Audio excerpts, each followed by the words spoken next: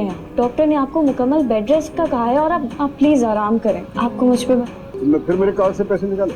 आइंदा अगर तुम मेरे कार्ड से पैसे निकाले तो आने वाले एपिसोड्स में आप देखने वाले हैं। और अगर आप इस ड्रामे में फिजा और दानिश की एक्टिंग के फैन हैं तो इस वीडियो को लाइक और चैनल को सब्सक्राइब लाजमी कर दें। तो दोस्तों, नगमा लाइक साहब से कहती है, भाई साहब अब सब जिम्मेदारियां खत्म होने वाली हैं, बस एक दफा आयजा भी अपने घर चली जाए, मगर ऐसा होता हुआ अब बिल्कुल भी नजर नहीं आ रहा। तो लाइक साहब बहुत ज्यादा हैरान होते हैं और कहते हैं, नगमा ऐसी भी क्या बात है जो अब हम सास से बातचीत करके भी आयजा को नहीं भेज सकते।